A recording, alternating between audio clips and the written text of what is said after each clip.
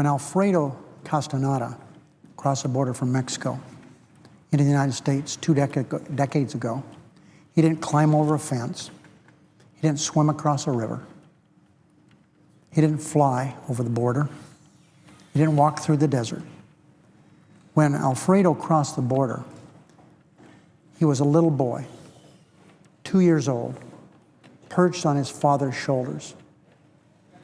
The choice to leave Mexico wasn't an easy one for Alfredo's father. But the rumble of hunger in his belly and his son's belly convinced Alfredo's dad to leave behind the world he knew for a hopeful, better life in America. He wrote me a letter addressed to me. Here's what he said. I lived in a shack with one wall of my house leaning on my neighbor's. The other 3 were made of sticks and mud bricks. I wanted to give my family a better life, and so I hear the United States is a land of opportunity. All I want is to have a sliver of that opportunity for my family. And so with my wife by his side and his son on his shoulders, Alfredo's father came to America illegally. Alfredo was a 2-year-old boy, as I mentioned at the time. Today he's a 23-year-old man who appreciates the privileges that come with life in America. But he's also conscious of the opportunities available only to United States citizens, opportunities that aren't available to him because of his immigration status.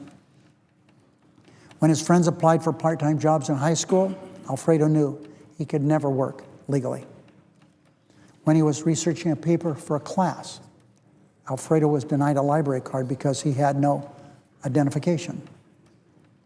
When he filled out an application for his dream school, selecting non-citizen on the online form, Alfredo received an error message in bold red letters that said, non-citizens cannot apply for entry in this institution. Alfredo's life in Nevada bears little in common with the shack of sticks and mud he left behind. And for him, America truly is the land of opportunity his father envisioned. Yet, until recently, Alfredo could not get a Social Security number, a driver's license, or even a full-time job because he is an undocumented immigrant. But that hasn't stopped him from reaching for his dreams. This is what he wrote, in addition to what we've already heard. Quote, my parents constantly reminded me to be a good citizen and volunteer in my community whenever possible. He said it would pay off and would help me acquire citizenship in the future. And I took that to heart. So Alfredo worked hard in high school, really hard. Volunteered at a local hospital, became politically active. He enrolled in the College of Southern Nevada. Since he can't find steady work, it's been difficult for Alfredo to afford tuition while he helps support his family. But he believes things are about to change for the better.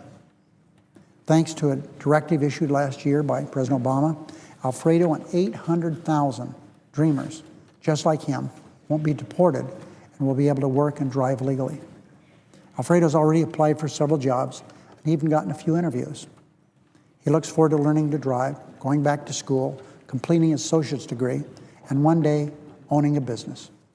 But President Obama's directive isn't a permanent answer.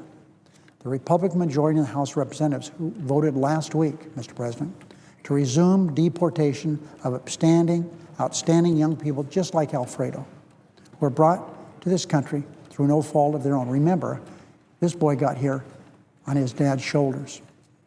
And the directive isn't a solution for Alfredo's parents and 10 million people just like them who live in the United States without the proper paperwork. It's more important than ever that Congress pass a permanent fix for this nation's broken immigration system. Alfredo believes in us. He believes we will succeed. He believes we will find the political will to pass common sense, bipartisan immigration reform, and do it now. His letter contained a reminder of what's at stake in this debate. This is what he wrote. It's not just a piece of legislation. That piece of paper holds our dreams, ambitions, and potential in it.